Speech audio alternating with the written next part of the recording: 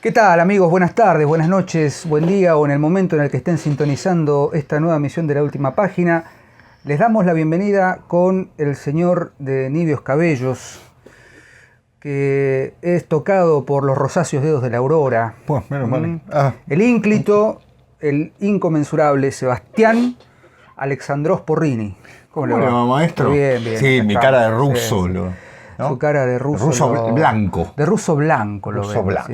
Sí. Pero no le da el apellido para ser ruso. No, ni nada. Porriensky. Porrinov. No.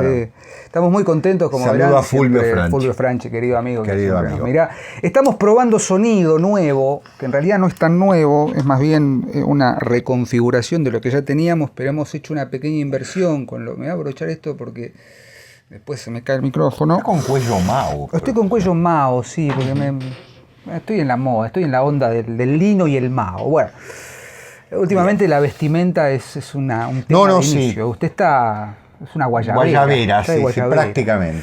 Ya volveré está acorde con el tema que vamos a tratar hoy, porque está para ir a un safari en medio del Congo, Porrini. Me falta ese sombrero, me encanta. Ese sombrero que usaban los exploradores. Sí, con bermudas y medias largas. Totalmente. Bueno, basta de decir tonterías, aquí estamos, obviamente muy contentos. Les decíamos que hemos hecho uso de algunos fondos que teníamos de Patreon, agradecemos la colaboración con unos micrófonos, ya prontamente mejoraremos la iluminación, pero bueno, la importancia de este programa no radica solamente en los vericuetos técnicos, sino en el contenido. ¿Sí? Usted dice. Ojalá. Bueno, bien. Estamos muy contentos, realmente queremos agradecer el enorme afecto y el enorme cariño que tienen siempre, pero este año estamos recibiendo una cantidad enorme no solo de halagos, cosa que sería bastante vanidoso, eso no, sino de preguntas e intercambios realmente sustanciosos, con mucha profundidad, inquietudes, correcciones, discusiones, que es lo que buscamos nos desde el enriquecen. principio, ¿sí? Si bien no contestamos al dedillo todos los comentarios, iremos haciendo lo posible, sí ponemos siempre el corazón que nos gusta, sí, porque realmente es importante saberse valorado en el esfuerzo que hacemos. Totalmente. Y Diego, perdón, los programas anteriores, yo claro, no he ido para atrás, salvo ahora que tuve un tiempo, miré, y la verdad pido disculpas, pero había preguntas de gente en los programas pasados. Bueno, qué sé yo traté de responder, por ahí dice 3 meses después. Bien. 1000 disculpas. Vamos directo al grano porque ya hemos perdido mucho tiempo. ¿Qué caballero tenemos hoy? Hoy vamos a tener un programa de esos que se las traen. ¿Sí? Estoy mirando la hora, pues pasa largo. ¿Qué hora tenemos? Son las 6. Bueno, vamos a tratar de hacer esta faena lo más agradable posible, porque el autor que tenemos hoy es un placer, en nuestras anotaciones y en nuestros libros es un autor que debíamos hace rato. Mirá que no le hemos dedicado en 4 años, esta es la primera vez que hablaremos de él, pero se lo merece. Se hace esperar lo bueno. Y realmente vamos a sacarnos chispas, me parece. Con el querido Joseph Conrad. ¿Sí? Vamos a hablar hoy, siempre digo que vamos a hablar, pero en realidad siempre lo que hacemos es leer y comentar. Joseph Theodor Conrad Korzeniowski, nombre original de nuestro escritor, nacido en 1857, fallecido en 1924, mejor conocido con su nombre británico de Joseph Conrad. ¿Sí? Conrad fue un viajero, un marino, que aprendió inglés de grande, digamos. A los 20 años. Pues sabes que una de las críticas que se le suele hacer a la literatura o a los textos de Conrad es que tiene un inglés muy elaborado para la escritura. Claro. Hay momentos en los que se nota que hay un esfuerzo doble, por ser gramaticalmente correcto, y eso de pronto para el momento, la modernidad literaria inglesa, genera algún tipo de incomodidad, su inquietud. Enemistad con Henry James. Sí, claro. Bueno, ahí tenés, ¿no? Henry James, que por otra parte también se hizo, digamos. Henry James y el Eliot, ¿no? Cuestiones norteamericanos que buscan. En el caso de Conrad, elige la lengua inglesa como su lengua literaria, porque no le queda otra, básicamente, ¿no? ¿Qué mejor para un marinero, para un viajero, para un trotamundos del mar, que elegir la lengua de la marina inglesa, ¿no? De la Commonwealth, de la colonia británica, del imperio británico en su máximo esplendor? ¿Sabes que era noble? No sabía eso. Era noble. Lo que pasa es que es la nobleza polaca muy, imagínense ustedes, muy bombardeada, salvo en el Imperio Austrohúngaro, donde era considerada la parte de Cracovia. Todo lo demás estaba, una parte de la actual Polonia era Alemania y otra parte era el Imperio Ruso. Entonces, bueno, eran estos nobles, ¿está bien? Me ahogué con el... Ah, muy bien. El humo, ¿no?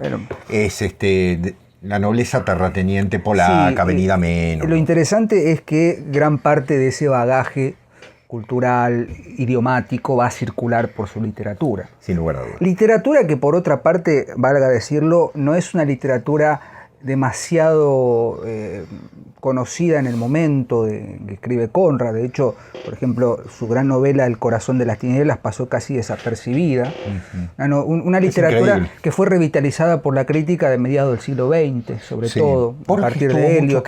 Borges me parece que es uno de los grandes. Yo escuché la primera vez, o leí por primera vez algo de Conrad, merced a los prólogos de Borges. Exactamente. ¿No? Nunca se escribió una literatura, nunca la imaginación dio pie a tan grande literatura, algo así. Sí, exactamente. Pero lo importante de Conrad es pensar que es un escritor que primero tuvo una enorme vida en el mar, en el mundo, qué admirable. En lugares recónditos, insólitos, inhóspitos, ¿no? Sí. África, esos lugares. Y después, de grande, a los 30 y pico de años, empieza a publicar y se convierte de alguna manera en un escritor, no digo profesional, pero sí en un gran escritor. Fíjate en Antología Personal. Creo que está en Biblioteca Personal, está El corazón en las tinieblas y creo que Lord Jim. Yo lo leí ahí. Acá está. Con la soga al cuello. Con la soga al cuello. Sí, señor. ¿Sí? El prólogo que le dedica Borges a la edición esa de la Biblioteca Personal, Antología Personal. Pero bueno, de Conrad podemos hablar de su biografía, lo cual sería realmente aburrido. Podemos hablar, y sí, sería muy aburrido hablar de biografía, porque de algún modo también leer la literatura de Conrad es adentrarnos un poco en esa vida de recorrer el mundo que ha tenido y sobre todo, vamos a ir de a poquito ordenándonos, la fascinación por el mar. La fascinación por la embarcación, por el viaje. Lo comparto. Vamos a hablar un poquito de eso. Lo hablábamos un poco antes de grabar, y mientras preparábamos esto, ¿no? Vos me decías la cantidad de términos relacionados con el mundo de la marinería, ¿no? Sí, impresionante. La botavara, la mensana, el barlovento, todas cuestiones que, por supuesto, Conrad había adquirido en su vida en el mar, ¿no? Y que las traducciones, bueno, han hecho lo mejor para trasladar un poco esa terminología. Digo, el campo semántico del barco como microcosmos. La nave, vamos a hablar un poquito de eso, vamos a hacer un pequeño apartado sobre el mitologema de la nave o el simbolismo de la nave. Se configura no solo como principio constructivo,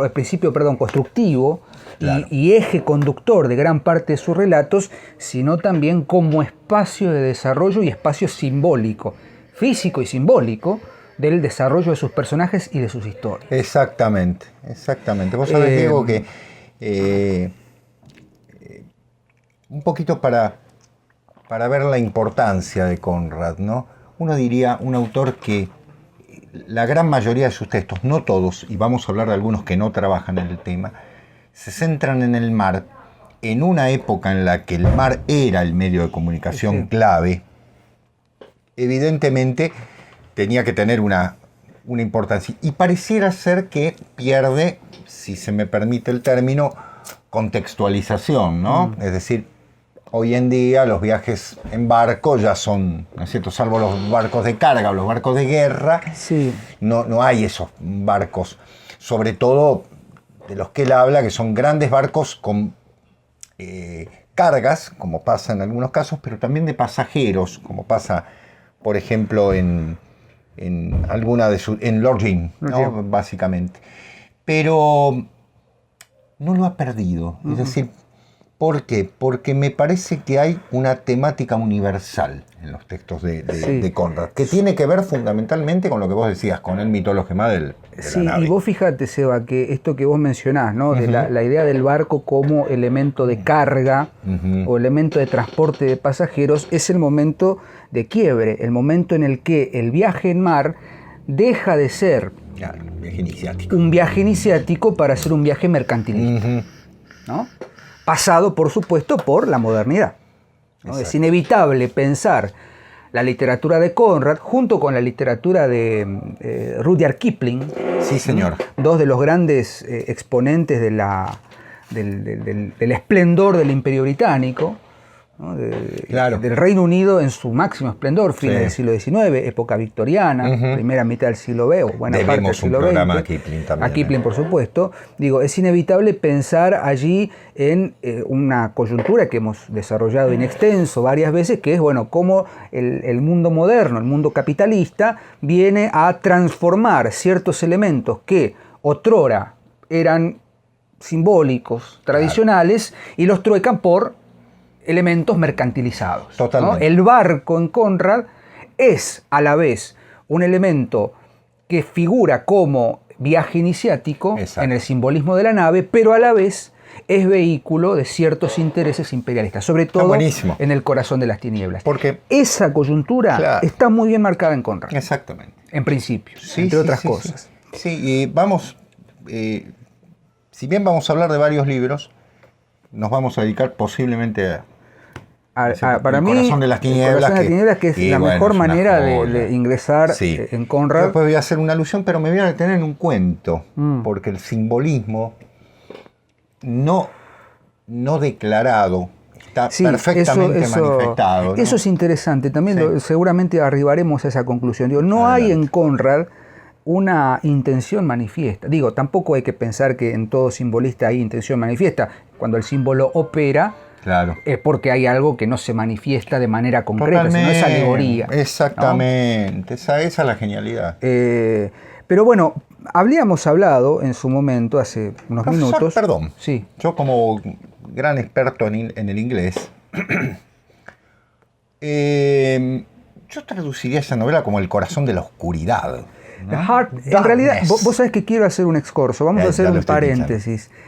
En la novela originalmente publicada en 1899 se titula Heart of Darkness. Darkness es el reino de la oscuridad, ¿no? Lo oscuro. Las traducciones canónicas hablan de tinieblas, en el sentido de que se opone a la idea de luminosidad. Darkness, ¿sí? Contrapuesto con el light, ¿no? La luminosidad. Traducir oscuridad por tinieblas es mucho más potente, en el sentido de que no es una oscuridad de la noche solamente. Es la oscuridad profunda del ser humano en su, justamente, valga la redundancia, interior más profundo, en el ser más profundo. Y vos fíjate que el título es Heart of Darkness, corazón de las tinieblas. Traducido con el artículo, convertido en una construcción nominal, el corazón de las tinieblas, opera como posible sintagma nominal, como un sustantivo. Ahora, corazón de las tinieblas, ¿sabes a qué me hace recordar? A una Kenningard, a un epíteto. De ahí llega fulano, corazón de las tinieblas. El mar, corazón de las tinieblas. La selva, corazón de las tinieblas. Si bien cuando uno lee la novela, que está mencionado a troche y moche, el concepto de él adentrarse en el corazón de las tinieblas, hay un juego interesante con no poner el artículo. ¿Por qué no le pone the heart of darkness? O into the heart of darkness. Porque el sustantivo sin artículo no lo particulariza, lo universaliza, lo convierte en un elemento inasible. Es como si fuera un corazón de las tinieblas. Who is the heart? ¿Quién es el corazón de las tinieblas? ¿Qué es corazón de las tinieblas? ¿Qué hay en el ser humano que lo lleva a viajar a ese corazón de las tinieblas? Y decíamos, muy buena aproximación, decíamos que para pensar en Conrad, sobre todo en esta novela, Corazón de las Tinieblas, yo le voy a decir el corazón, porque el Corazón de las Tinieblas, es inevitable que hagamos una relación, y vaya acá nuestro homenaje habitual a Ángel Fareta. Nosotros no vamos a hacer un plagio de Ángel, por supuesto, porque él lo ha hecho de una manera perfecta. Tiene un libro no publicado que se llama Leviatanes, que sirve como base para su seminario El simbolismo de la nave, que está en YouTube, a partir del análisis de la película Titanic. Excelente. Ángel en el primer programa 8 capítulos. 8 capítulos. El primer capítulo está dedicado a un análisis exhaustivo del simbolismo de la nave, que en líneas generales podríamos resumir más que reducir, en 4 o 5 ideas fundamentales. ¿Qué elementos del mitologema de la nave son recuperados? Bueno, habla del cine, vamos a llevarlo nosotros a la literatura. Por supuesto, el primer antecedente mitologémico, siguiendo a Karl Kerensky, está en la Odisea. Claro. El gran viaje en barco, la peripecia, el periplo en barco, en la nave, está en el regreso de Odiseo a Ítaca. Sin duda. Periplo que constituye el objeto, nave, no solo como elemento físico, sino como elemento simbólico. Es el elemento que permite el regreso a un hogar, de la oscuridad a la luz. Conrad va a invertir ese elemento. La nave, la embarcación, sobre todo es un barco de vapor, un cacharro de vapor, no es un viaje a casa, es un viaje a la profundidad de las tinieblas. Voyage au bout de la nuit. Claro, viaje al fin de la noche. Que es un viaje por tierra en todo caso. Claro. Esto es un viaje por el mar. Por otro lado, el mar, simbólicamente, representa el destino final del morir. ¿no? Es decir, todos los ríos llevan a la muerte, que es la mar, ¿no? Dirá el Jorge Manrique. Otro que le demos un programa. ¿no? Es decir, el mar ha sido entendido simbólicamente como la desembocadura del río. El río con sus afluentes y con sus derivaciones, siempre culmina en el mar, ¿no? El punto, océano-mar de Alessandro Barico. Exactamente. Transitar ese mundo simbólico, que por supuesto tiene una superficie y tiene una profundidad, en la profundidad del mar, y acá está pidiendo pista el querido Herman Melville con Moby Dick, 1850 y pico, ya está tomado desde Homero. Luego, por supuesto, podemos hacer la referencia con la historia de Jonás, ¿sí? Con la Eneida, etc. ¿no? Pero digo, lo que Ángel plantea es que la nave es el viaje, el periplo, que lleva al hogar, al regreso al hogar. Bueno, en Conrad ese elemento no es nostos, sino que es otra cosa. Claro. Digo, como para entender un poquito de qué va esto de que no es que eligió el barco porque era el vehículo del momento. Claro. No, hay un simbolismo, como bien decía Sebastián, puede que no sea manifiesto, pero es inevitable. Toda la novela, o el cuento, la novela, transcurre sobre un barco. Sí, señor. Sobre dos barcos. ¿De qué va la historia del Corazón de las Tinieblas? Es un relato enmarcado que me parece perfecto. Yo creo que al Corazón de las Tinieblas no le sobra ni le falta una sola palabra. Y me parece que lo que es técnica narrativa, puesta en escena narrativa, diégesis, como se suele decir, este es un ejemplo clarísimo. Sí. El argumento es muy simple. Un narrador sin nombre está en una barcaza, la Nelly, un bergantín, que está justamente anclado en el Támesis, en los estuarios del Támesis, en Londres. Y está reunido con otros marineros y de pronto le prestan atención, el narrador focaliza la mirada en uno de esos marineros, uno de los más experimentados. Un viejo lobo de mar, el marinero Marlowe. El narrador de todo. Levanta la mano y dice algo así como: ¿qué cosa esto del mar, ¿no? ¿Qué cosa esto de transitar el agua? Y empieza un relato enmarcado, porque el narrador en primera le cede la voz a Marlowe, que continuamente, vos sabés que es interesante, porque no es la típica estrategia del relato enmarcado de, bueno, el narrador A le cede la voz al narrador B y el narrador B termina de contar la historia para darle después al final la voz al narrador A. Y esto fue lo que dijo. Continuamente, el juego narrativo es el interés por Marlowe, el narrador final de la historia digamos, de llamar la atención del interlocutor. Saben, dice en un momento, miren, esto fue así. Hay momentos, hay pasajes en la novela en los que él sabe que está narrando, con lo cual ahí hay una meta-reflexión sobre el arte de narrar, que está muy bien planteado en Conrad. Totalmente. Es un gran narrador, Marlowe. Es un narrador atrapante. Totalmente. Un narrador con una discursividad maravillosa, uno de los mejores personajes de la literatura inglesa. Yo tengo la idea de que Philip Marlowe viene de ahí. Es Conrad. Bueno, Philip Marlowe, y yo creo que el Marlowe de Conrad viene de Christopher Marlowe. El Marlowe el gran... De Fausto. De Fausto, ¿no? El gran... El contemporáneo de Shakespeare. Contemporáneo y precursor, dirá Borges, claro. ¿No? La gran sombra de Shakespeare, ¿no? El gran pergeniador de historias. No hable mal de Shakespeare. No hablo mal de Shakespeare, para nada. Al contrario. Yo he leído un gran libro sobre Shakespeare. Y todo el resto es silencio. Y el resto es todo silencio, ¿no? Algo así, ¿no? Está muy bueno. Le digo, Philip Marlowe, por supuesto, ¿no? El detective de... Quiero creer que ese nombre no tiene... De Chandler. Claro. De Hammett, no, de Chandler. Marlowe es un nombre... Que debe ser muy común en el inglés. Pero bueno, volviendo al eje argumental, Marlowe empieza a narrar una historia muy oscura. Se va oscureciendo. Y el paralelismo entre esa embarcación que está anclada en el Támesis, en la ciudad mercantilista por antonomasia, que es Londres, una ciudad tranquila, que de pronto empieza a anochecer y empieza a llenarse de foggy, ¿no? De foggy dew, ¿no? La bruma. La bruma del crepúsculo. Tan típico en Londres, ¿no? No, típico, ¿no? Es un típico día londinense, es un día oscuro, gris. No diga mi frase. No. Por favor. Es un lindo día para hacer determinadas cuestiones que no vienen al caso. No. Paralelamente, Marlowe empieza a narrar, dice, bueno, ustedes sabrán que yo estuve, ¿no? Y cuenta que cuando él era muy muchacho, siempre le fascinó la idea de mirar los mapas y las cartografías y pensar y preguntarse esos continentes no habitados. Bueno, todo lleva a que Marlowe empieza a narrar su viaje al Congo belga, ¿sí? Gracias, Borrín. Estoy sudando la gota gorda. Calor. Hace mucho calor hoy, hay una humedad tremenda. Sí, hoy es un día...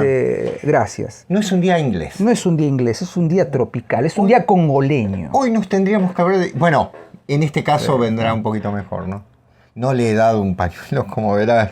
No importa, es para enjugármela. Exactamente. Vengo como Adonis de Aljófares sudado. Exactamente. Grande, Góngora ahí también. Bueno, estamos divagando mucho. Voy al eje de la historia. Marlowe empieza a narrar su viaje al Congo belga. Y ahí es donde me quiero detener. ¡Qué terror! De terror. Adelante, profesor. Estamos hablando de fines del siglo XIX. Nosotros tenemos que hacer un pequeño excurso histórico, ¿sí? ¿Por qué se habla del Congo belga? Leopoldo II, rey de Bélgica, tuvo dominios. Ahí no soy monárquico. Tuvo dominios en el Congo durante mucho tiempo. Sí, era personal. Inclusive se llegó a decir que el Congo triplicaba o cuadruplicaba el terreno de la propia Bélgica. Me parece que más, digo. Bueno, ¿qué pasa con la tiranía de Leopoldo II en Bélgica, en el Congo?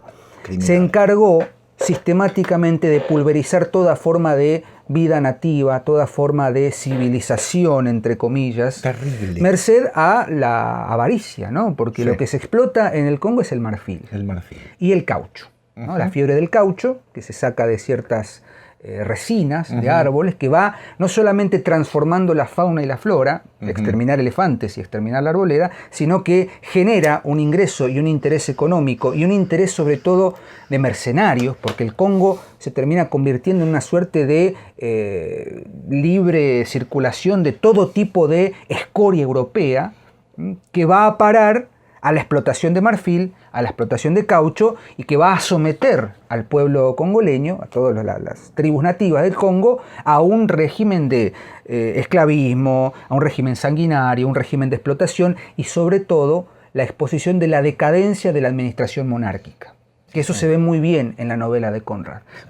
Marlowe en realidad describe muy bien esa apatía, esa abulia, esa suerte de vanidad, de avaricia desmedida de los... el capitalismo más omnímodo. El capitalismo sobre todo en su máxima expresión al momento de que todos los que están dirigiendo los puntos claves del Congo están buscando algún tipo de ascenso, están buscando algún tipo de dádiva económica y tal. Y ahí es donde empieza el viaje, ¿no? Diego, ¿cómo se llama la de Vargas Llosa, el Celta? El viaje del Celta, algo así. Que habla del irlandés que denuncia. Eso. No la leí. Denuncia, muy interesante. Pero bueno, Marlowe debe viajar en una embarcación por el río Congo, que es uno de los ríos más largos después del Nilo. Sí. Y ahí empieza este viaje hacia la tiniebla, porque él tiene que encontrar, le encomiendan el encuentro y la búsqueda de, creo yo, el personaje más enigmático de la literatura universal, que es el director, el encargado Kurtz. Kurtz. Un nombre, una figura omnímoda, una presencia total, un hombre que se ha perdido en el Congo, que nadie sabe qué, pero que todos y cada uno de los que hablan de Kurtz hablan de él como un prodigio. Sí, exactamente. Como si fuera un dios, se nos rompió la luz. Bueno, no importa. Sí. Está en la oscuridad, es el viaje a la tiniebla. Exactamente. Y está titilando. Bueno, ahora lo vamos a arreglar. Kurtz viene a significar una suerte de leitmotiv. Deja, tranquilo, no pasa nada.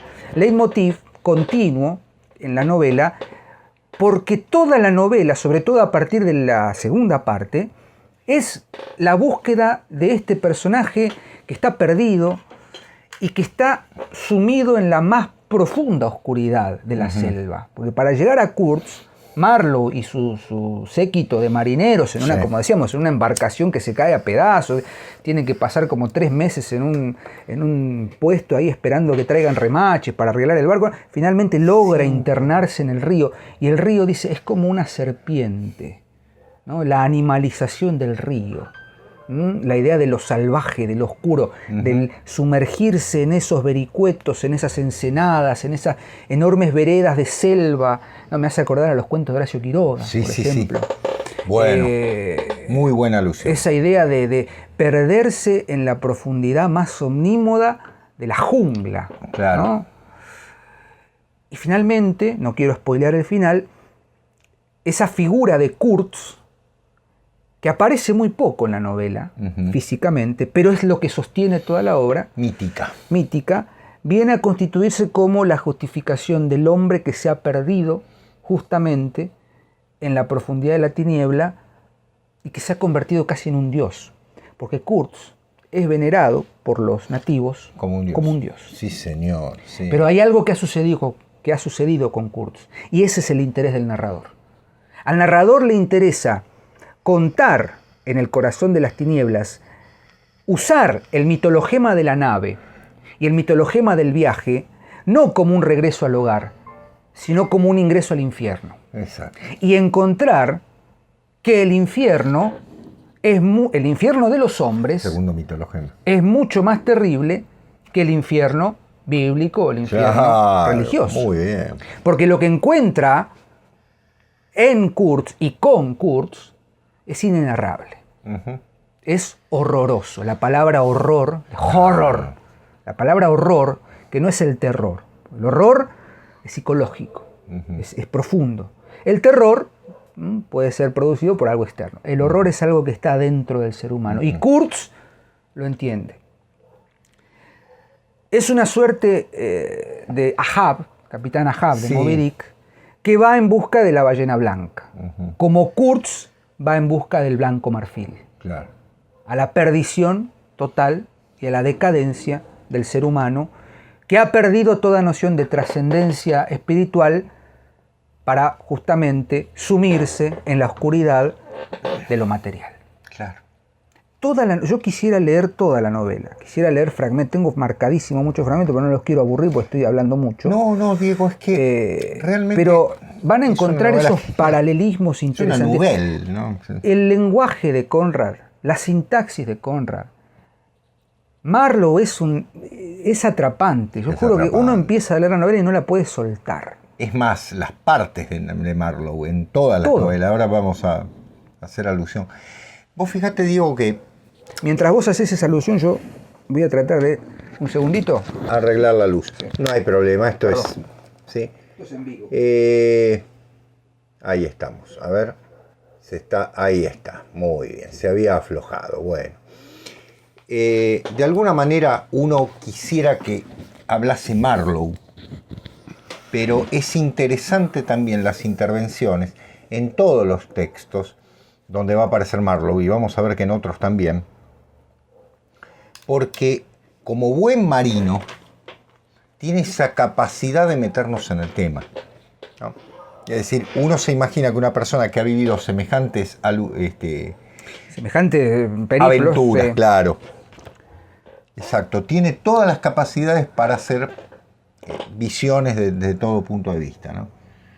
Lee un fragmento, Diego. Dale, sacate las ganas que vale la pena. Mientras esperamos, ¿para qué quiero ir la gloriosa avenida de nuestro Salvador? Bien. Toda, dice, a nadie pareció sorprender su comentario, estaba pensando, dice Marlowe, estaba pensando en épocas remotas, así empieza su relato. En épocas remotas, cuando llegaron por primera vez los romanos a estos lugares, hace 19 siglos, el otro día. La luz iluminó este río a partir de entonces. ¿Qué decía, caballero? Sí, como una llama que corre por una llanura, como un fogonazo de relámpago en las nubes. Vivimos bajo esa llama temblorosa y ojalá pueda durar mientras la vieja tierra continúe dando vueltas. Pero la oscuridad reinaba aquí aún ayer. O sea, los romanos vinieron a traer la luz. Bueno. Que es el paralelismo, el eje de simetría opuesto que va a considerarse en la llegada de la oscuridad. Claro. Con Kurtz. Totalmente. ¿No? Porque ese es el tema, digo, qué interesante es ver cómo el blanco es el bárbaro. Sí. Fíjate acá. No hay civilización, en realidad hay explotación. Y eso que decís está en este fragmento. Debo decir que de muchacho sentía pasión por los mapas. Podía pasar horas enteras reclinado sobre Sudamérica, África o Australia. Y decía, cuando crezca iré ahí. Recuerdo que el Polo Norte era uno de esos espacios. Bueno, aún no he estado allí y creo que ya no he de intentarlo. El Polo Norte, lo blanco, otra vez. Claro. El hechizo se ha desvanecido. Otros lugares estaban esparcidos alrededor del Ecuador y en toda clase de latitudes sobre los 2 hemisferios. He estado en algunos de ellos. Y bueno, no es el momento de hablar de eso, pero había un espacio, el más grande, el más vacío, por así decirlo, por el que sentía verdadera pasión. África. Central, el centro africano. En verdad, ya en aquel tiempo, el corazón, ya en aquel tiempo no era un espacio en blanco. Desde mi niñez se había llenado de ríos, lagos, nombres. Había dejado de ser un espacio en blanco con un delicioso misterio, una zona vacía en la que podía soñar gloriosamente un muchacho, y se había convertido en un lugar de tinieblas. Había en él especialmente un río, un caudaloso gran río que uno podía ver en el mapa como una inmensa serpiente enroscada con la cabeza en el mar, el cuerpo ondulante a lo largo de una amplia región y la cola perdida en las profundidades del territorio. Río que él remonta, el Congo. Claro, el río y Congo. Que lo lleva, como esa serpiente que circula el mundo, lo lleva a la perdición. Tú sabes, Diego, que el río Congo, perdón por la digresión, el río Congo fue uno de los grandes, proyectos de navegación, hasta que se dieron cuenta que se podía navegar hasta Leopoldville, ¿no? O sea, la ciudad de Leopoldo, fíjense, justamente, y después era imposible, porque eran torrentadas, imposible de ser abarcado, que tuvo que pasar mucho tiempo para que se pudiera navegar, porque la idea era llegar hasta el centro y unir, ¿no es cierto?, África, por una cuestión de explotación, valga decirlo, porque en ese momento, o sea, cargamos las tintas sobre Bélgica porque el Congo es el Congo belga, pero lo mismo hicieron los ingleses, lo mismo hicieron los franceses lo mismo hicimos los italianos, ¿no? En Abisinia, un espanto lo que se hizo. Lo mismo hicieron los holandeses, ¿no? Por otra parte. Es decir, siempre África ha sido el territorio de la expoliación más terrible, y sigue siéndolo, ¿no? Por otra parte, las guerras civiles son provocadas por el exterior, para sacar los diamantes, para sacar el marfil, para sacar el caucho, para sacar lo que sea. A mí, hicimos una alusión, Diego, Apocalipsis Now, Lo iba a mencionar. ¿Cómo no? Adelante, por favor. Porque las adaptaciones o las reinterpretaciones... ¿Qué película? Sí, es una película, obviamente una adaptación de la novela de Conrad, y con algunos elementos propios de La Tierra Baldía de Eliot, ¿no? La Tierra Yerma, que aparece el coronel Kurtz en este caso. Claro. En 1979, Francis Ford Coppola toma las banderas de una producción bastante accidentada, por otra parte, y filman Apocalypse Now, ¿no? El Apocalipsis ahora, así se llama la película, que obviamente básicamente está basada, valga la redundancia, en El corazón de las tinieblas, pero ubica la acción en Vietnam. Claro. No la ubica ni en Londres ni en el Congo, sino en Vietnam. La idea es que, no me acuerdo ahora el nombre del protagonista. ¿Marlon Brando? No, Marlon Brando es el coronel Kurtz, Martin Sheen. Pero no me acuerdo el nombre del protagonista en la película. Espera, es Robert Duvall. Robert Duvall. Me gusta el olor de la palma a la mañana. Sí, exacto. ¿no? Con la famosa escena de los helicópteros con la cabalgata de las Valquirias de Wagner. Por eso hicimos. ¿no? Esa alusión, como bien dijiste, ¿no? También el protagonista es enviado a asesinar a Kurtz, en este caso porque Kurtz se ha hecho ha desertado y se ha hecho de un ejército y lo veneran casi como un Buda. De hecho, se dice que el gran problema de la producción es que Marlon Brando engordó tanto. Cuando Francis Ford Coppola lo vio, dijo, no podemos filmar. Bueno, y a la larga terminaron usando esa figura, porque se termina convirtiendo en una suerte de Buda. Marlon Brando merece un capítulo aparte de la historia del cine, Brando, ¿no? Merece toda una biblioteca. Sí. Personaje, ¿no? Pero bueno, sí, Apocalypse Now, que está basada, por otra parte, acá tenemos que hacer una referencia a otro alemán, Werner Herzog, Aguirre o La ira de Dios. Con Klaus Kinski, que también es un viaje en nave, pero en ese caso es la nave de los locos. Diego, y vos recordarás Fiscarraldo. Bueno, Fiscarraldo también de Herzog y de... Exactamente, y de Klaus Kinski. Que viaja, ¿te acordás? A Manaus a ver una ópera, a ver Hernani. En este caso tenemos ahí toda una cuestión, ¿no? Digo, la película de Francis Ford Coppola tiene elementos narrativos tomados de Werner Herzog, pero por supuesto el subtexto es El corazón de las tinieblas de ¿Qué novela? ¿Qué novela? Esta novela, El corazón de las tinieblas, es una novela para hacer un seminario, porque cada capítulo, cada frase, cada pasaje, las descripciones que hace Marlowe del entorno mientras ellos van en la barcaza y los rodea un sonido que no parece humano, pero es humano, y él dice, ¿qué es lo más humano del ser humano? Lo inhumano del grito salvaje. Impresionante. Un par de años después, Jack London va a publicar, en 1903, otro. The Call of the Wild, El llamado de los salvajes. El llamado de los salvajes. Sí. Una bellísima historia también. Qué hermoso. Buck, el perro que vuelve a los lobos. En Alaska. ¿no? Con otra todo otro tierra. elemento. Siempre las Colmillo Blanco. Diablo, el cuento Diablo de Jack London. Otro al que le demos un programa. Pero digo, el tema está dando vueltas. Totalmente. Hace poco hablábamos de civilización, barbarie, Sarmiento Alberti y todo. Ese tema nunca termina. Totalmente. Aparte de la seducción de los salvajes. Totalmente. La seducción, ¿no es cierto? La seducción de lo primitivo. Sí, exactamente. Que después Juan José Saer, en la década del 60, va a hacer ese librazo que es El Entenado. El Entenado. Sí. Estamos haciendo un popurrí de sugerencias. Volvamos al eje. Hoy le vamos a decir la verdad. Yo les voy a decir la verdad. Cuando estábamos preparando este programa dijimos, esto va a dar para... Va a ser un poquito largo. Hay mucho para sí. Les pedimos disculpas. Sepan disculpar, pongan en pausa, vayan a tomarse un café, algo. Exactamente. Mientras vamos a nuestros auspiciantes.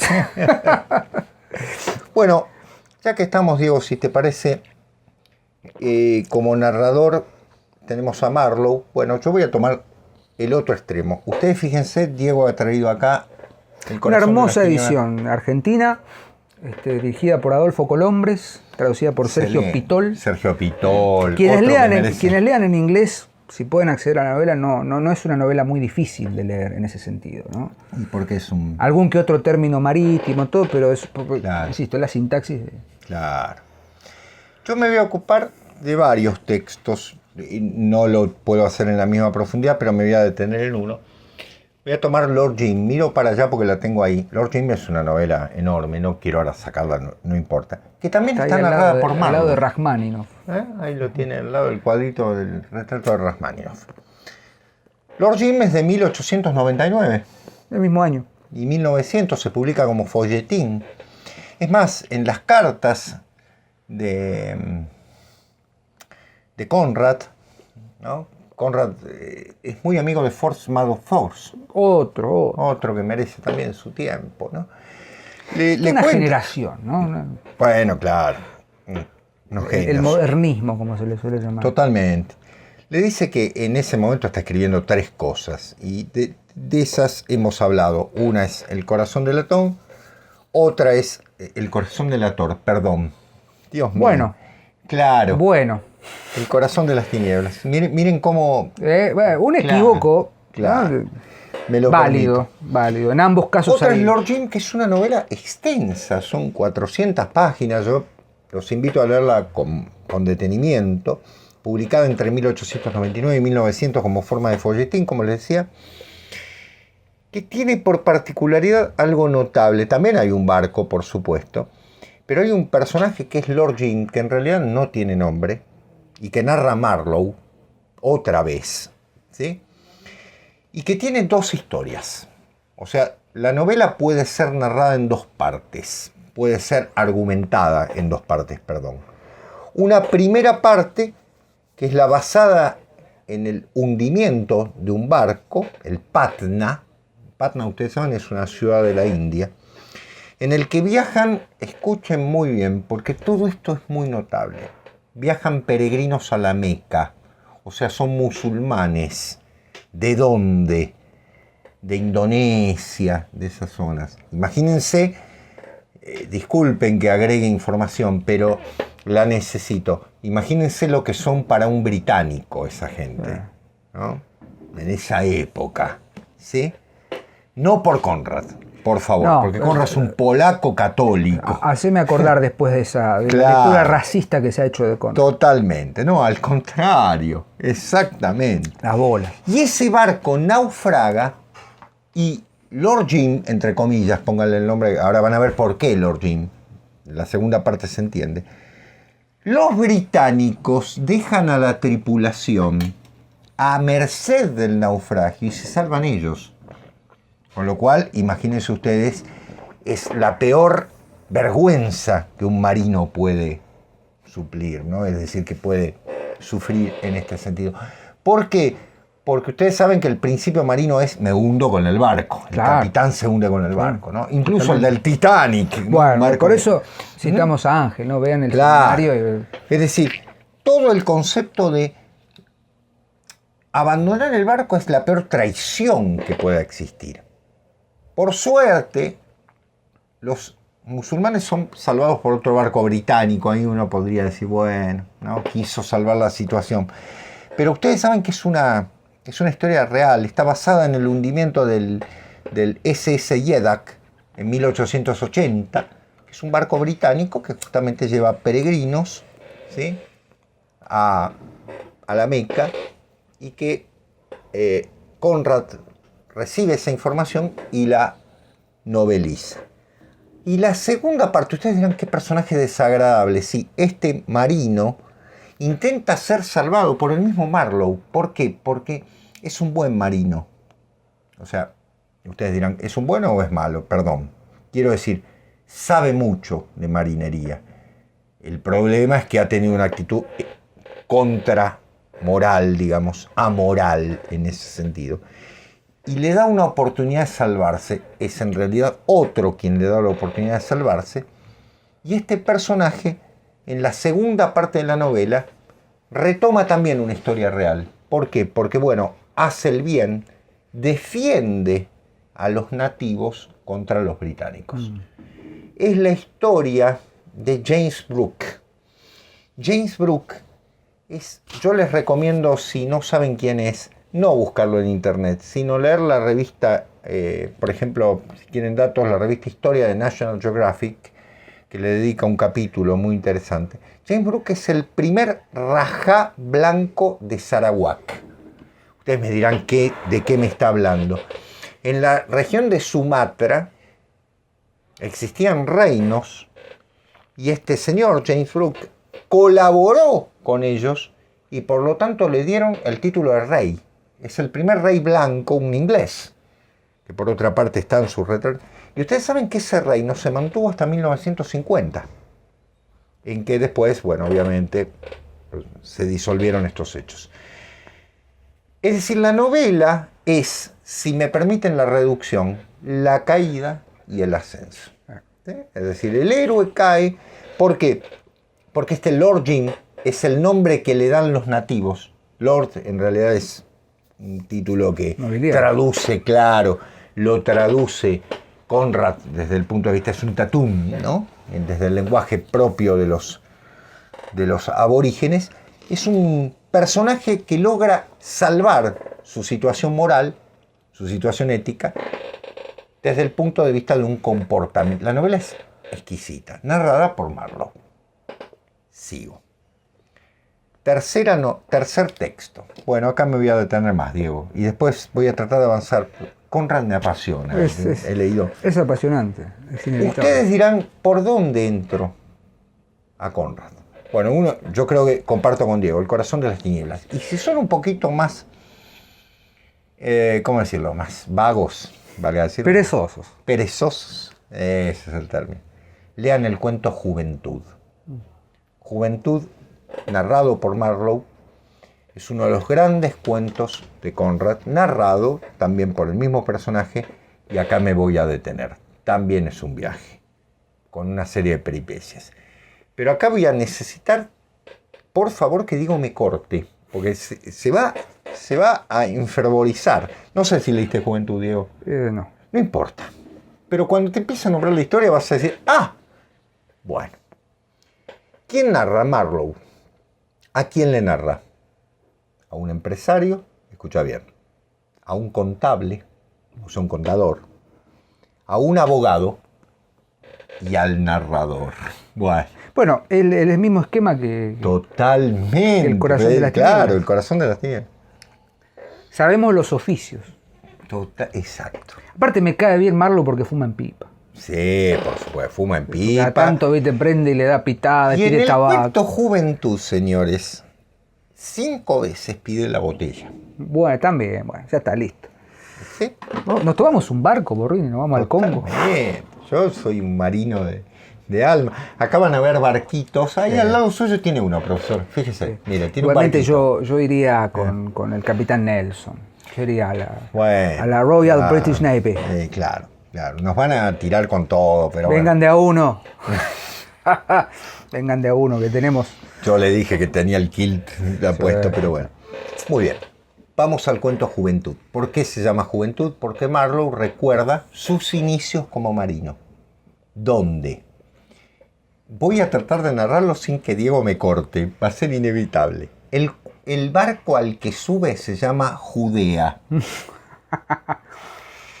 Ese viejo barco carbonero, lo negro, carbón, ¿en qué se tiene que transformar? ¿Sí? ¿Viaja a dónde? A Bangkok, Oriente. El sudeste asiático. O sea, bien. Intenta salir de Londres, ¿cuántas veces? 3. No agrego nada. El lema del barco, que está pintado en su escudo, es cumplir o morir. Cumplir o morir. En la segunda salida, un tifón en Inglaterra, cuando logra salir del Támesis y sale al sur de Inglaterra, lo agarra un tifón, destroza la cocina y el cocinero del barco enloquece. Primer enloquecimiento. Tercera salida, llegan un poquito más allá a las Islas Shetland. Creo que son las Shetland, digo, las que están ahí entre Francia. Bueno, perdón si me he equivocado, no. Son las islas... Las Shetland son las que toma Stendhal, me parece. Claro, bueno, las que están allí entre Francia e Inglaterra. Nuevamente el barco se destruye, es un barco viejo. Vayan viendo el simbolismo, por favor. y tienen que regresar. Y pasan 3 meses en el que el barco está otra vez detenido, destruido. Es un barco viejo, ¿sí? Meses de paro.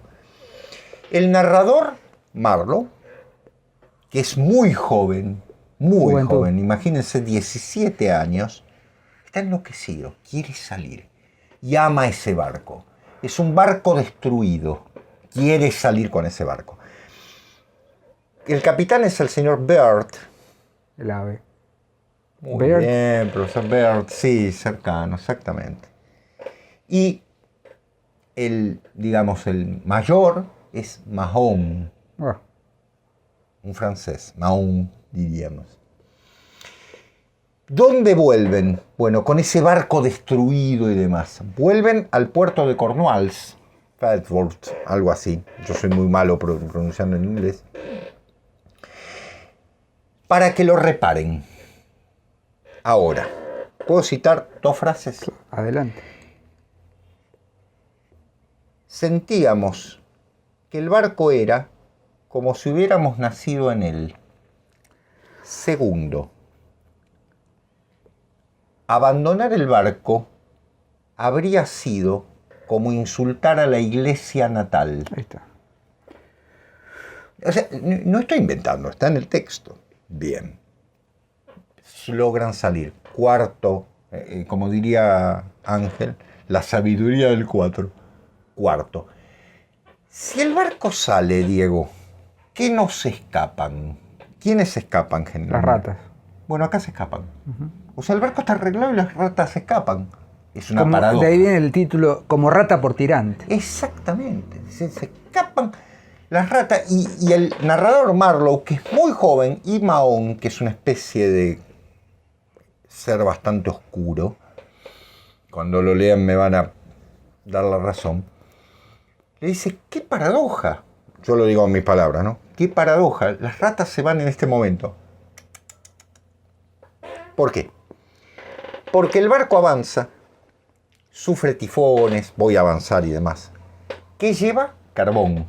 ¿Qué pasa con el carbón? Se prende fuego desde adentro, autocombustión. Se prende fuego, quemando toda la base del barco. Con lo cual el barco logra salvar, no el barco, la tripulación logra salvarse porque otro barco inglés, por supuesto, lo ata en un momento y el capitán dice, no, ya está, déjenlo que se hunda. Fíjense todo el simbolismo que hay. Segundo, ¿qué salvan? Bueno, salvan todo lo que tenga valor por el seguro. Capitalismo. Tenemos que cobrar el seguro. ¿Sí? El carbón se transformó. Te dirán, ¿qué es el carbón? El plomo, el carbón. La alquimia. Totalmente. Todo está tirando, está tirando. Sigo tirando. Tirando de la soga. ¿Cuántos hombres hay arriba del barco salvándose?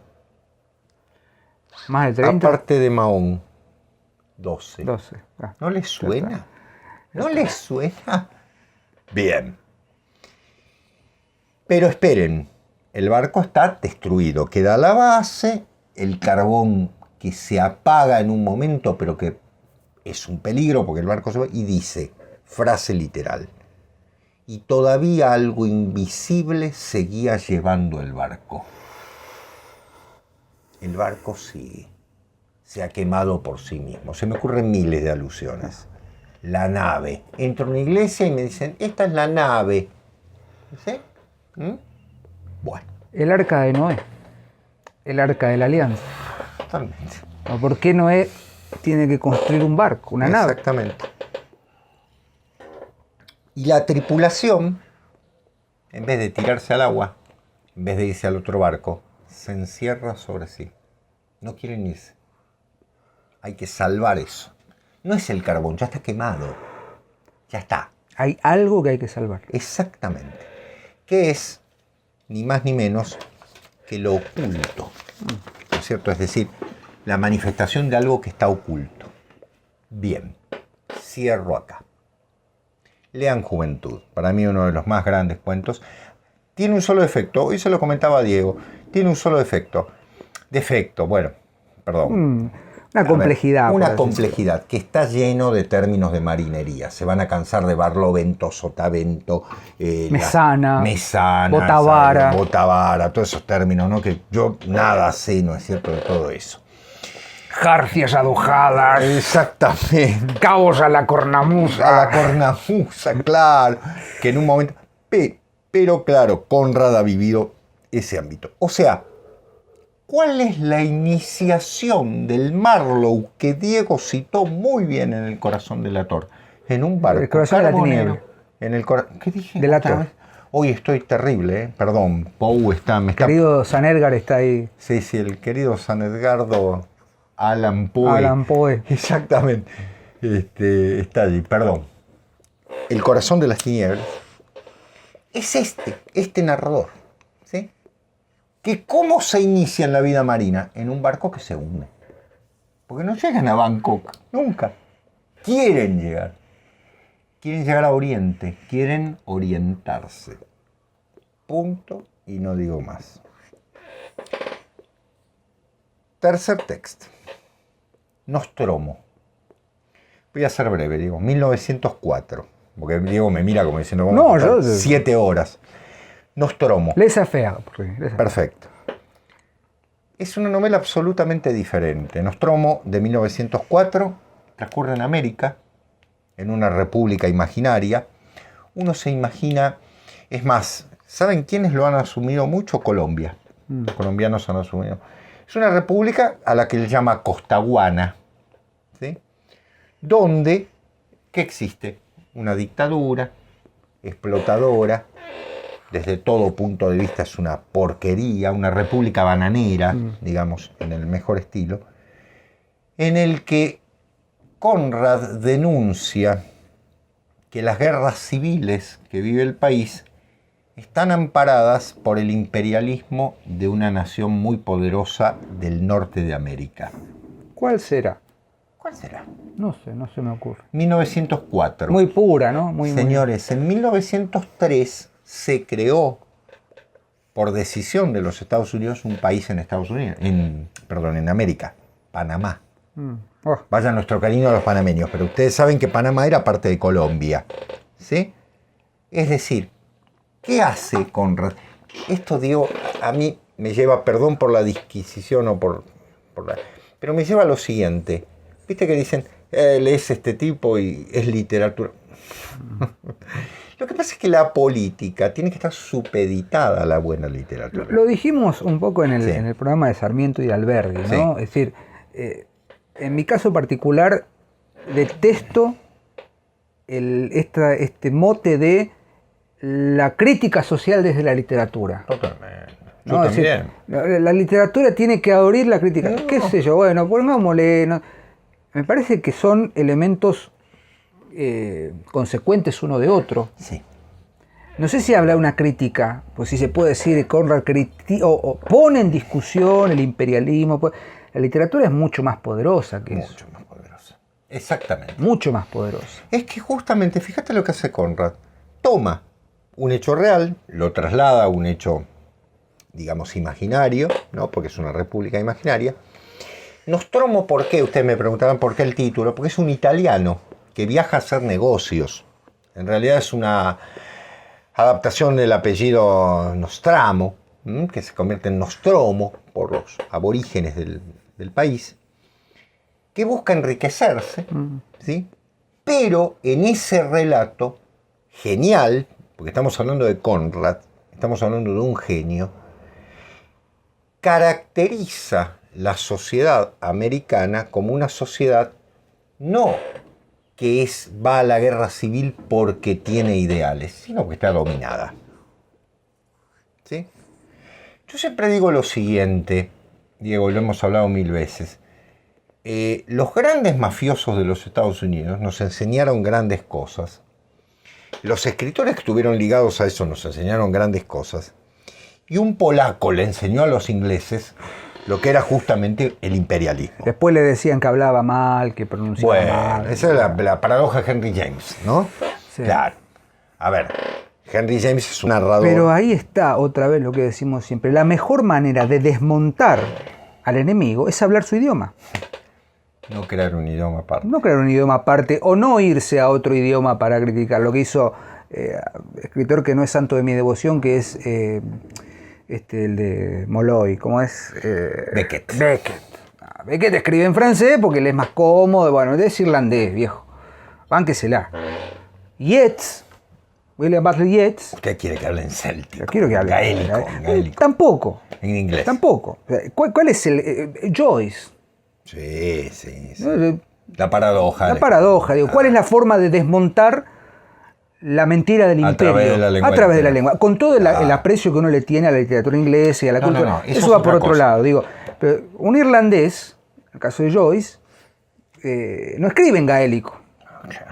No escribe en gaélico, no se mete en los mitos celtas, que son maravillosos por otra parte, como lo hizo Yeats. Lo escribe desde la lengua del imperio, desde la propia lengua del imperio, desmonta. Conrad elige el inglés como lengua de su literatura, como Kafka eligió el alemán. Con otros objetos estéticos, por lo que quiera. Qué buen ejemplo. Pero digo, la única forma de socavar lo nocivo, porque es una lengua, un imperio y una forma económica, y una forma política. Claro. ¿no? Instaurar la colonia es, andá a la India, andá hasta Nueva Delhi, ¿no? Claro. O Hong Kong, claro, que fue colonia. Es el inglés, es la forma de dominio. Bueno, desde el inglés desmontamos eso. Desmontamos exactamente, que es el caso de grandes escritores de las colonias, ¿no? Naipaul, ¿no? Sí. Por ejemplo, que justamente vamos a usar esa lengua para desmontarla. Bueno, sí, desmontar es una forma de decir. Los argentinos, Diego, usamos la lengua del Imperio Castellano, ¿no es cierto? Y también... Ahí lo tenés a Carpentier. Claro, muy bien. Esa Carpentier que... Un maestro. Bueno. Muy bien. Eso es Nostromo. Es decir, fíjense cómo Conrad es un maestro de la capacidad no solo de las novelas de marinería, del mar, sino también de lo político. Tercer texto del que me voy a ocupar. Cuarto. Ya vengo por el cuarto. Lord Jim, Juventud, Nostromo. Uy, muy bien, profesor. Bien. El duelo. 1908. Otra novela, otro texto hecho no película, ¿no? Con Robert Duvall también. Sí, señor. El duelo, yo creo que es... muy escolarizado también. Sí, por otra parte. Lamentablemente. Yo creo que es una de las novelas más geniales que se puedan escribir en relación con algo que no tiene argumento. En el fondo es un problema de honor, ¿no? Un problema de sangre. Pero ese es el problema, justamente. Dubert y Ferrot, que son dos militares orgullosos y hasta me atrevo a decir pedantes del ejército napoleónico, plantean algo que es fundamental, esa fanfarronería del ejército, ¿no? Por un hecho nimio totalmente, se enfrentan en un duelo eterno.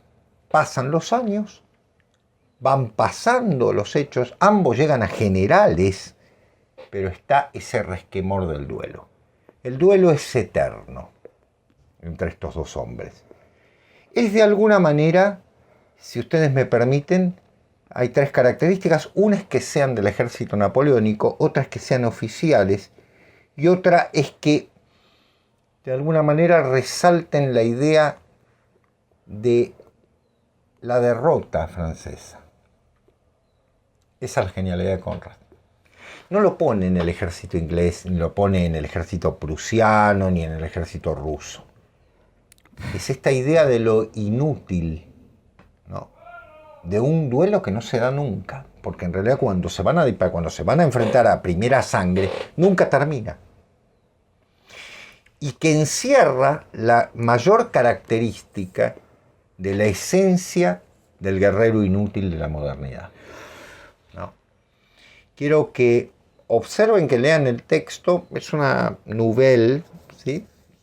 Lo pueden leer en una tarde, son unas 70, 80 páginas. Yo lo tengo ahí en una edición de Bruguera bastante sencilla, que tiene la particularidad de justamente de no haber acción. Claro, eso a veces molesta en ciertos lectores, pero que Conrad hace como oposición a qué. No es el mar, es la tierra. La tierra. Es la tierra. Están con los pies en la tierra. Son dos tipos de infantería, de caballería. Infantería. Claro.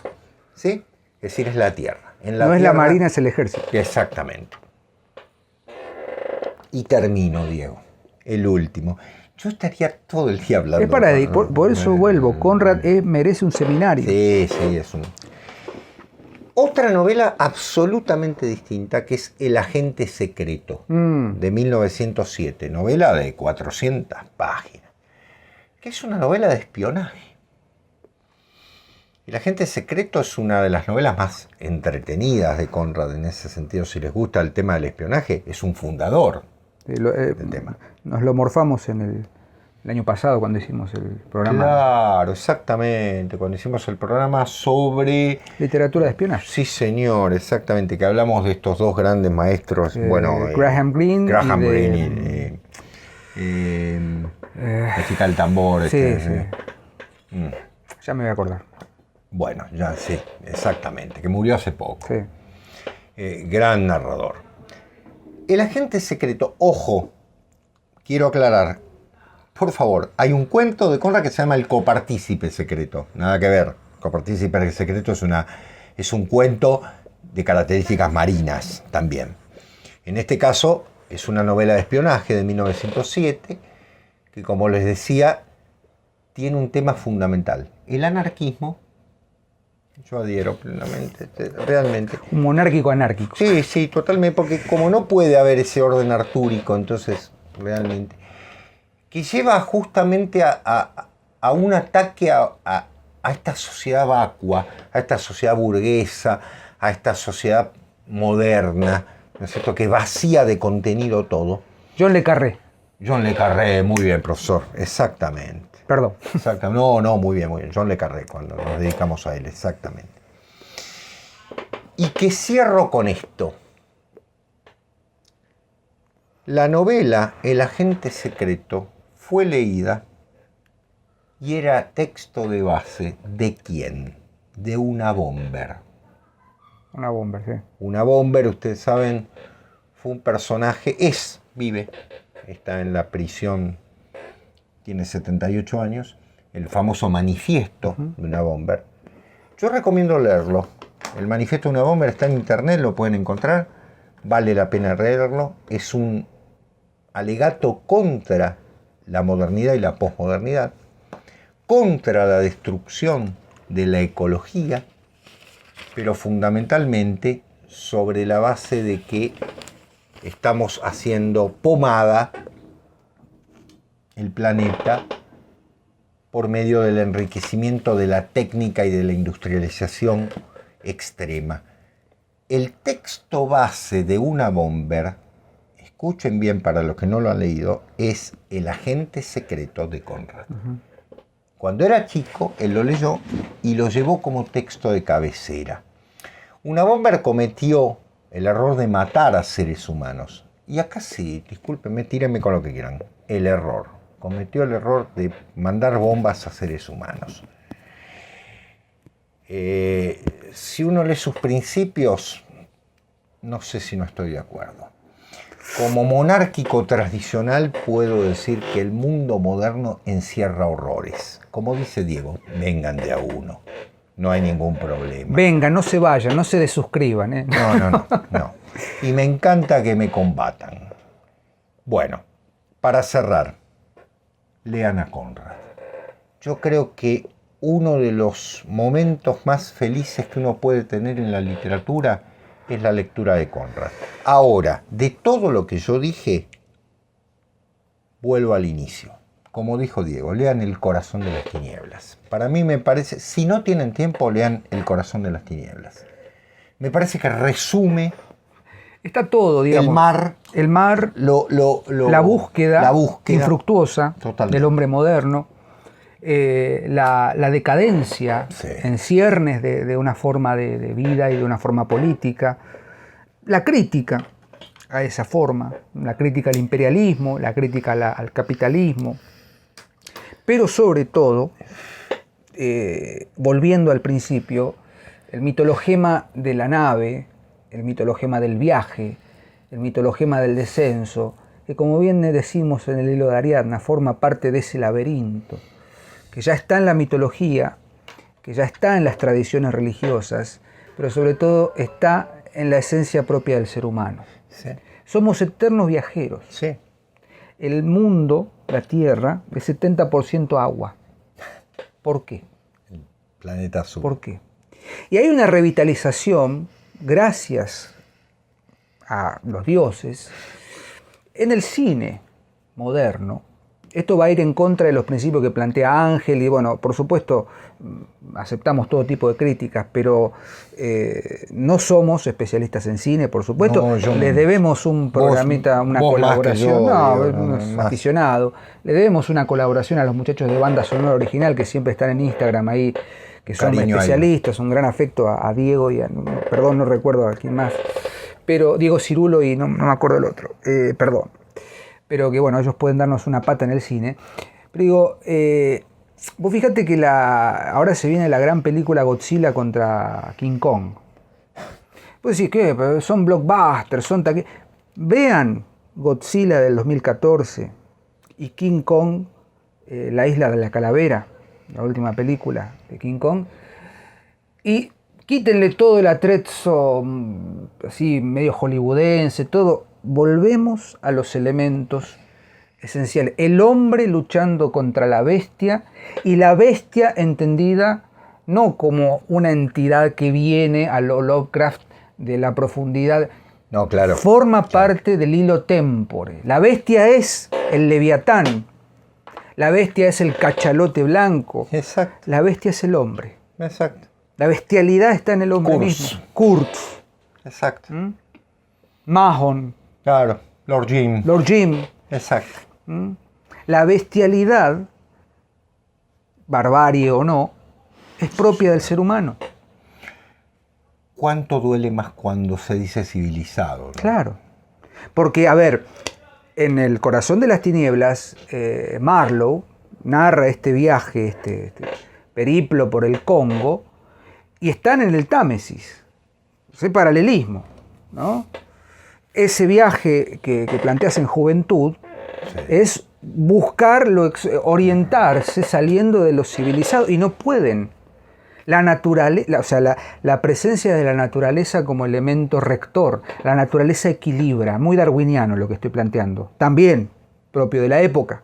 Sí, claro. La idea de la evolución de las especies de Darwin, devenido luego este forro de Malthus, ¿no? Que hace toda esta cuestión que después le va a dar letra a toda toda una serie de ingenierización de la sociedad, el pro aborto y todas esas porquerías que andan dando vueltas. Digo, mal leído es la contraidea de lo que se busca. Pues claro, Diego, porque y acá fíjate, Henry James, por ejemplo, él tiene novelas en las que toma el tema de lo darwiniano, sí, muy claramente, ¿no? La eliminación y demás, la adaptación de eso, de manera genial. Pero Conrad, a mí me gustó lo que dijo un crítico de Conrad, te va a gustar. Dice, Conrad frente a James, la teoría literaria, ¿no? James es la perfección de cierto relato, la lentitud, el parecido a Proust. Sí, la morosidad. La morosidad, claro. Conrad es lo tenebroso, la furia. La tiniebla. La tiniebla, lo shakespeariano. Por eso termina siendo más inglés, ¿sí? Y inglés en el buen sentido. Y por otra parte, el camino del héroe, ¿no? Fíjense en Lord Jim, fíjense, esta idea de Marlowe que narra es el Dante que narra todas las historias. Es el narrador total. El narrador total, exactamente. Es el gran arquitecto. Sí. Pero bueno, a ver, nos hemos ido de tiempo, sepan disculpar las digresiones y todo, pero estamos cómodos, estamos contentos. Invitamos a la lectura de Conrad, insisto, vos dijiste bien, El corazón de las tinieblas, todos los textos que has mencionado se van a encontrar no solamente con buena literatura, no se van a aburrir, bueno, por ahí con 400 páginas de... Bueno, Lorquín, Nostromo... Pero bueno, se van a encontrar con ese primer amor de la literatura, ese primer amor que puede cifrarse en Julio Verne, sí, en Stevenson, ¿no? Sí. Pienso también en La Isla del Tesoro. Sí, digamos, sí. Long John Silver.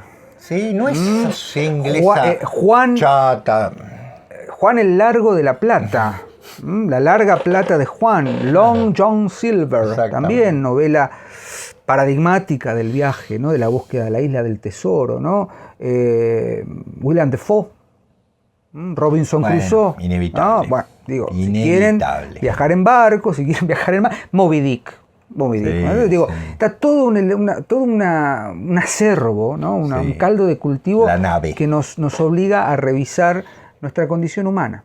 Exactamente. En definitiva, la literatura tiene que generar eso, independientemente de que uno pueda decir, bueno, pero ustedes hablan del simbolismo. No leemos solamente eso, digo. No. Toda vez que la literatura nos ponga frente a nuestra condición humana, estoy pensando, sigo pensando, William Golding. The Lord of the Flies, ¿no? El Señor de las Moscas. Otro al que le debemos un programita. Digo, hay una cantidad de elementos, ¿sí?, que forman parte de nuestra identidad cultural. Sin lugar a dudas. Independientemente de las naciones. Aparte, un polaco. Que llega a Inglaterra y que aprende el inglés. Y que decide, ¿no? Que decide. Escribir en esa lengua. Que viene de una tradición. ¿Y qué hace? No hay ninguna historia en Polonia. La mejor manera es demostrar justamente el ataque al imperio dentro del imperio. Lo que decía Diego. Vamos a cerrar acá porque ya nos fuimos de tiempo. Les agradecemos por estar ahí. Invitamos a la lectura de Conrad, a criticar lo que acabamos de decir, a compartir lecturas y a seguir leyendo, como decimos siempre. Sebastián, ha sido un honor poder divagar con vos acerca de esto.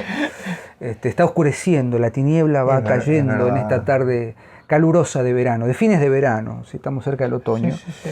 Así que los esperamos el jueves con el hilo de Ariadna, el próximo lunes en una nueva emisión de La Última Página. Gracias por estar ahí y nos vemos. Adiós. Gracias.